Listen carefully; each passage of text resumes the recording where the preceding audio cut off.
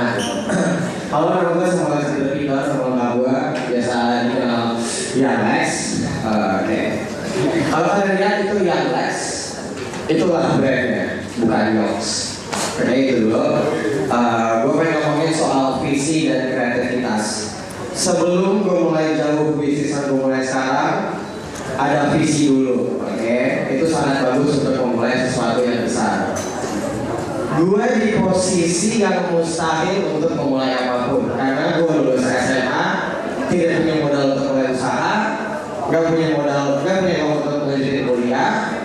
Dan kalau kita ngomongin visi, bagi gue orang itu ada dua jenis. Oke, satu yang punya visi, dan kedua adalah yang tidak punya visi. Yang tidak punya visi berarti dia hidup di visi orang lain. Tapi gue mau ngakalin gimana caranya gue menghidupkan visi gue yang perlu modal yang lumayan. So gue nebeng di visi orang lain. Jadi lulus SMA gue kerja jadi office boy. Modalnya gue kumpulin untuk menghidupkan visi gue dan 3 kali gagal. Dari office boy gue kumpulin uang untuk bikin musik dan bikin video klip, gagal.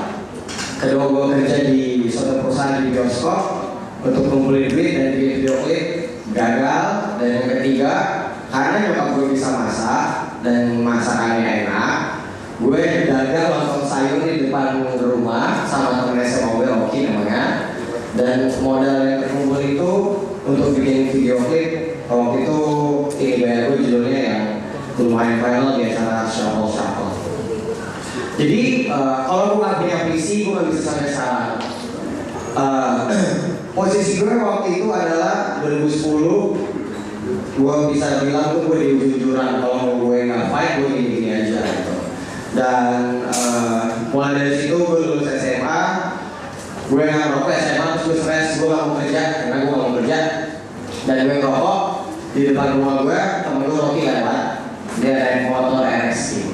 Rocky, Depong, sini Pong, kita ngobrol. Mulailah ada mimpi. Pong, suatu saat gue pengen punya distro, gue pengen punya kafe. Itu doang mimpi awalnya. Dari situ gue mulai latih otak gue untuk gimana caranya bisa sampai ke situ, yang dimana itu nggak mungkin banget karena sangat mustahil. Karena gue untuk kuliah aja pun nggak ada. Gue pengen banget kuliah di IKJ dari SMA, oke? Dan sampai sekarang gue belum lulus kuliah IKJ. Maklum. Oke? Untuk ngomongin visi soal kreativitas, ada api yang setiap hari gue dengerin supaya gue nggak lupa, supaya terus tajam visi gue. Ada mentor yang terus tajamin gue. Kita sangat perlu banget mentor. Jadi menurut gue kalau kalian mau start bisnis, kalian cari mentor yang sering duduk bareng, brainstorming bareng, kita bikin apa, kita lakuin apa. Karena menurut gue kreativitas itu bisa dilatih. Dulu gue awalnya bikin lagu susah gitu, tapi semakin kesini kayak bikin lagu kayak gampang banget gitu. Kayak ada beat kosong, gue bisa tulis lagu dari apa. Nah setiap hari yang mempertajam visi gue adalah spoken word dari produser gue, Mo Karisma. Kita bisa play dulu karena gue pengen kalian bisa cari di SoundCloud, Mo Karisma, judulnya 2014. Ini dari mentor gue. Here we go, spoken word. Alright, let's do this one. Here we go. Tak ada yang pernah bilang ini akan mudah, atau janji akan ada yang bantu. Yes, benar kita masih muda, jujur kita banyak buang waktu. Kita punya banyak mimpi, tapi kita lupa tidur. Tak berkawan dengan kerja keras, kita tak pernah akur. Kita pernah meleset serangan tak akurat, marah tanpa alasan berat sampai terlihat urat. Tapi terlambat untuk berhenti, tak sempat putar haluan. Jalan mungkin tertatih, tapi yakin sampai tujuan. Tak ada yang bisa hentikan langkah kecuali manusia di kaca. Tak ada yang bisa memerintah karena kita sendiri sebagai raja. Tak butuh topangan tangan karena kita sedang berdiri. Kenapa tunggu bantuan jika ini biasa kita lakukan sendiri? Biarkan yang lain mau iri, biarkan yang lain mau benci. Silahkan taruh kita di ruangan sesak dan kecil. Tapi ketahuilah tak ada pintu-pintu yang terkunci. Ketakutan hanyalah ilusi, tindakan adalah keputusan. Mari putuskan, hari ini kau semangatmu sudah diluruskan. Kau dikhususkan untuk ke atas bukan ke bawah. Kau kepala bukan ekor. Kau bebas bukan tertawan. Kau arsitek siap mendekor. 2014, doa ibu tetap jelas. Surga di bawah kaki, maka berjalanlah untuk memberkati. Tak ada rasa takut, wajar untuk kita gugup. Hadapin semua yang disiapkan di depan selama jantung masih berdegup. Palu apokalips belum diketuk. Lihatku berjalan, membusung tidak membungkuk. Silakan mengutuk, tapi burung Garuda ini terbang tinggi tidak berhenti mematuk. Matuk setiap kesempatan, matuk setiap kebaikan, matuk setiap kerja keras, matuk setiap ketulusan. Si letih boleh ada, tapi ku mati rasa untuk berhenti. Hanya keringat yang boleh jatuh, mental tetap berapi. Kegagalan boleh berkunjung, tapi tak boleh tinggal. Mustahil merasa di ujung, tapi kepala Goliat yang terpenggal. Sekitar mungkin terlihat janggal, kau macam napi hukuman mati menunggu tanggal. Ajal terasa tiba, masalah kecil kau garuk-garuk terasa gatal. Kau keruk-keruk, kau tak sadar pikiranmu tertidur di bantal. Kesempatanmu lewat dan batal. 2014, kau jadi baru dan lebih jelas. Usahamu lebih keras dan naik kelas. Dan ketika semuanya selesai, kau bisa bilang sudah tuntas. Ya, jadi dengar. Si haters akan bilang kau memang pantas. Bokap akan bilang kau memang pantas. Nyokap akan bilang kau memang pantas. Keluargamu setuju dan bilang kau pantas. Semua orang yang ragu, yang pertama menganggap rendah, yang pandang sebelah mata, yang tak percaya kau bisa, semua berdiri geleng kepala, kaku, bingung dan sedikit ragu. Lalu bertanya, lalu mereka semua bertanya, mereka bertanya-tanya, how do you do it? How do you do it, bro? How do you do it? What makes you keep going? How do you do it? What makes you keep going? I'm gonna keep asking the same question.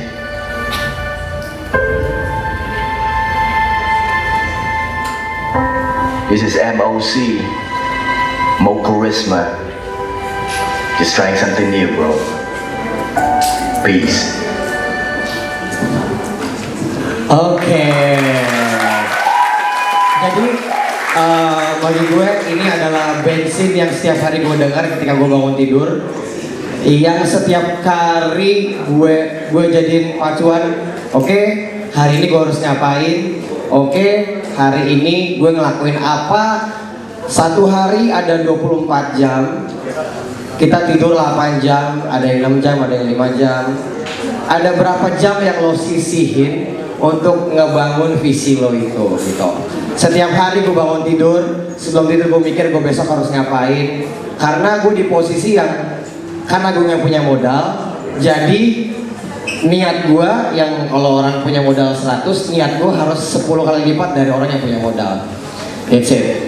Dari brainstorm, yang tadi gue bilang, gue yakin kalau brainstorm itu kreativitas adalah masalah memori yang bisa dilatih. Jadi kreativitas itu bisa muncul semakin aneh karena semakin lo pakai. Next. So, hal apa yang harus dibuat? Next. Yang kedua, gue bikin blueprint. Jadi setiap ide yang gue punya dari tahun 2010 gue catat di blueprint. Ada blueprint gue, catatan kecil. Itu kalau setiap akhir tahun gue lihat, gue merinding dan kayak waktu 2010 gue tulis ini nggak mungkin gitu. Ternyata kejadian mungkin. Waktu 2011 gue bikin blueprint yang baru, ya kelihatannya seperti tidak mungkin, jadinya mungkin. Jadi gue selalu catat ide sesimpel apapun, bahkan gue selalu catat ide yang gak mungkin gue wujudkan. Contoh, 2010 itu gue gak mungkin punya uang, punya modal untuk bisa punya distro atau store baju dan cafe tempat nongkrong yang pengen gue punya. itu sangat tidak mungkin, karena kuliah aja nggak mungkin bisa, gue nggak punya biaya kuliah. Jadi semua ide yang mustahil tuh gue tulis ini sebagai guideline aja, karena gue kemarin habis ngobrol sama teman gue sampai malam, terus gue harus bikin guideline untuk bicara, untuk presentasi sekarang, untuk sharing. By the way, guys, untuk Fakultas Ekonomi UI, guys, udah mengundang gue. Ini pertama kali gue sharing sebagai sisi yang gak pernah orang lihat dari seorang Young Lex. Gue selalu tulis, jadi gini, gue sangat senang bermimpi yang mustahil, karena sampai di tahap sekarang 2016 yang gue tempatin sekarang, yang lagi gue alami sekarang itu di 2010 sangat mustahil. Jadi kalau sekarang 2010 gue mikir, gue posisi gue sekarang di sini, terus gue mikir gue bakal punya cafe dan bakal punya distro, berarti posisinya di sini ya. Begitu gue mikir, kayaknya untuk kesini mustahil deh. Dan ternyata dengan semua visi dan kreativitas yang gue punya, gue nyampe di sini sekarang. Jadi bagi gue itu visi dan mimpi itu naik level dan gak ada habisnya. Oke, sekarang gue di sini nih. Kalau misalnya gue lebih ngayal lagi, berarti kan kesini dong. Berarti itu lebih besar lagi. Mungkin gak kejadian, mungkin karena gue dulu pernah ngalamin waktu di sini gue bisa sampai sini. Sekarang gimana caranya dari sini gue bisa sampai sini gitu. Jadi ide yang mustahil selalu gue tulis di blueprint gue, yang mungkin aja nanti 2030 itu kejadian, mungkin aja nanti 2040 itu kejadian. Habis blueprint, next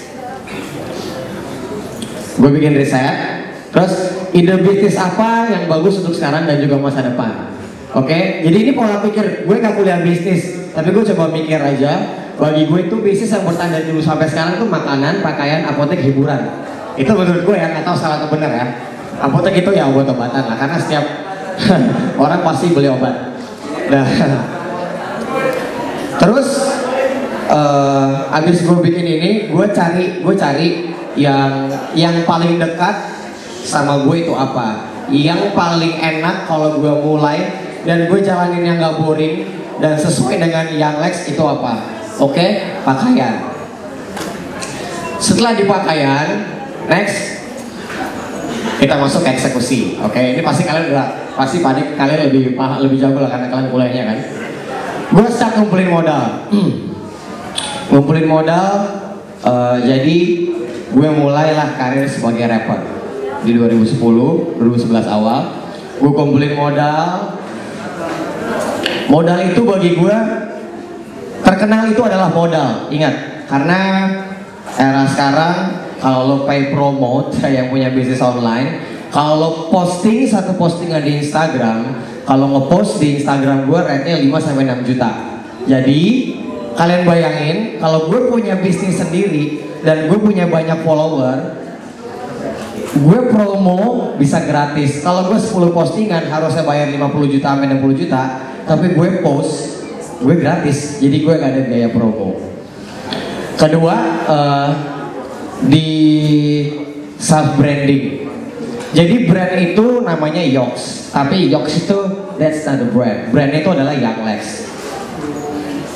Jadi apapun yang Young Lex pakai itulah brandnya. So, gue mulai start produksi awal di 2010. Gue mulai start ngelakuin campaign. Gue campaign dari 2010. Jadi semua desain baju gue itu judul-judul lagu yang gue tulis. Start awal gue bikin baju 2 lusin dengan modal yang seadanya. Itu gue jual sekitar 110.000. Laku.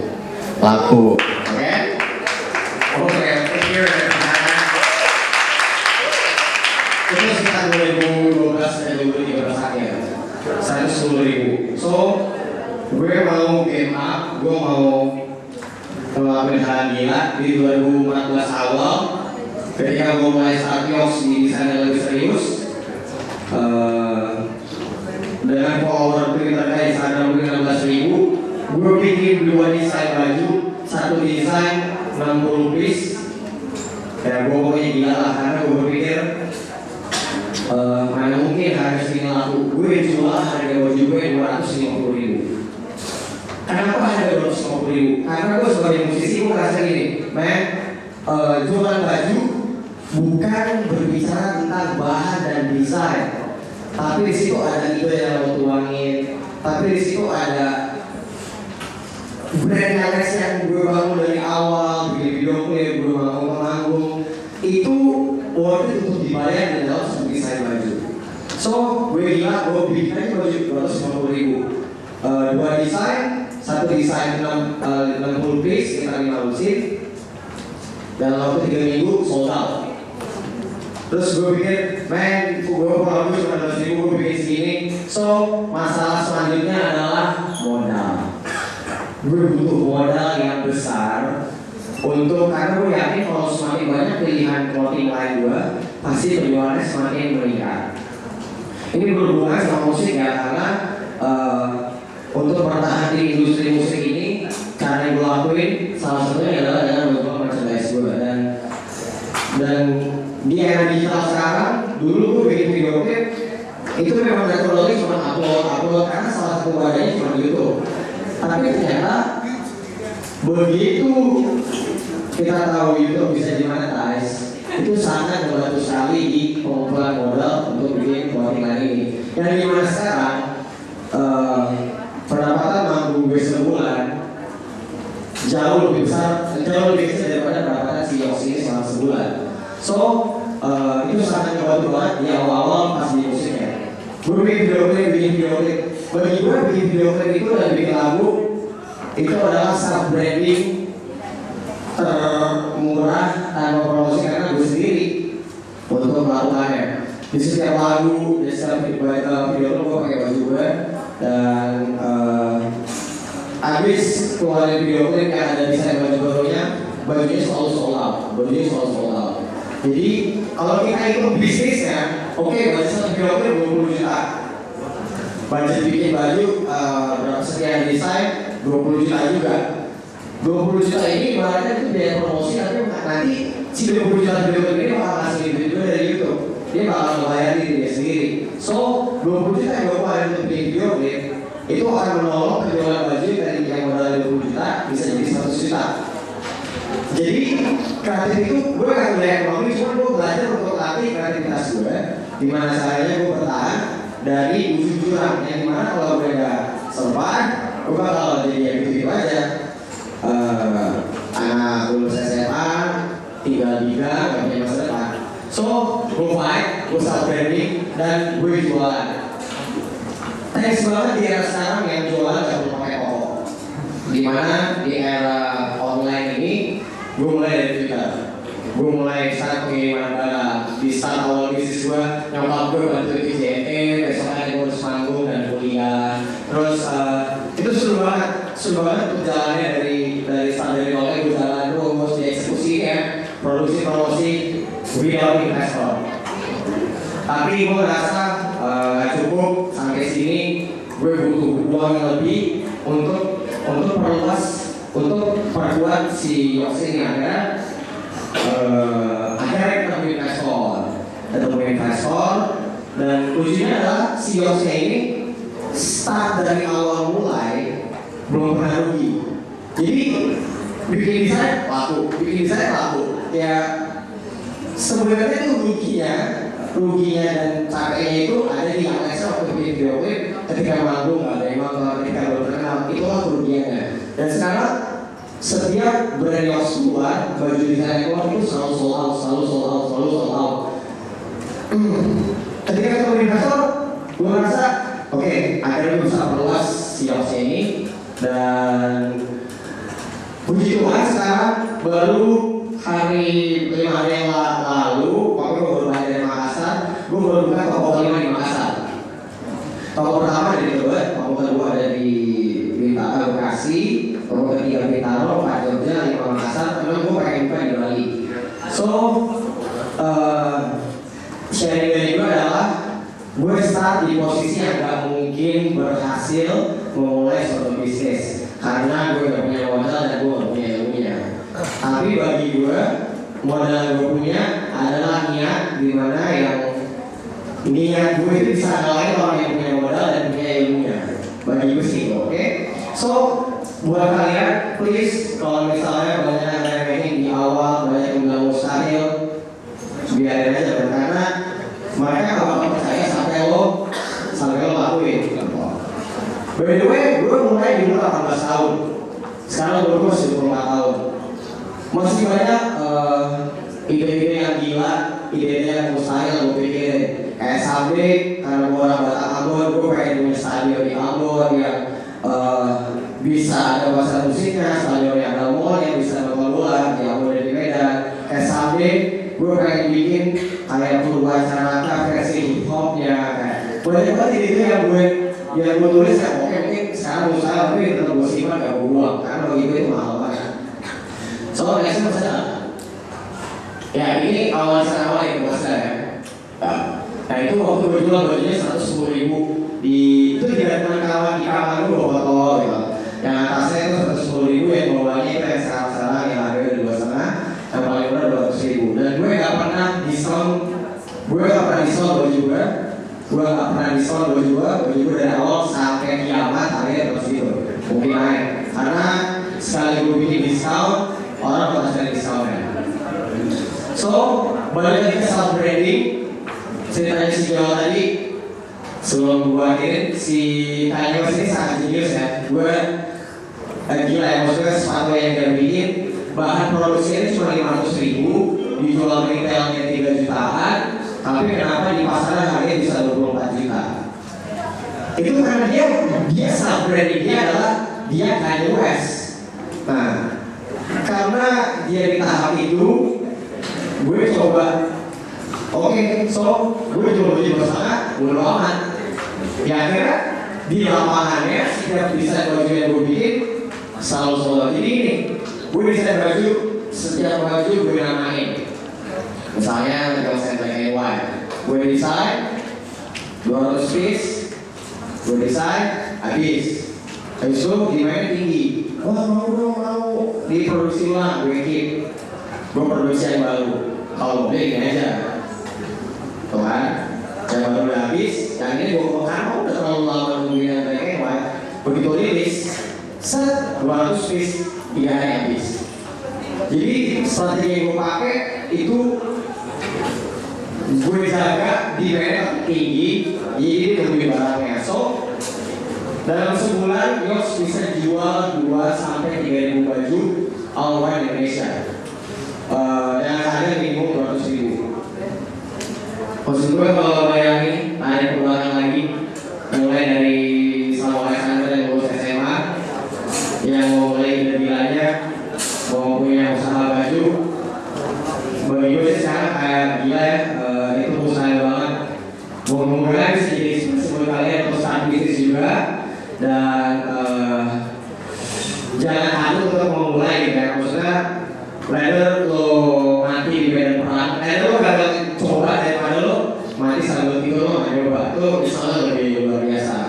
So cukup sekian dari Alex, dan di terakhir gue pengen play satu lagi 2016 judulnya Garis Bawahi Jalan. Oke?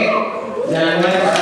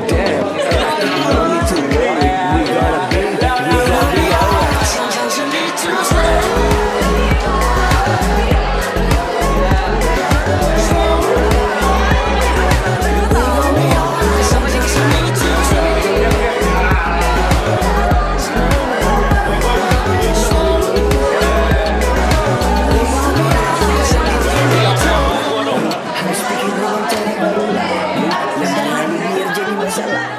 Yang negatif biar jadi yang elak.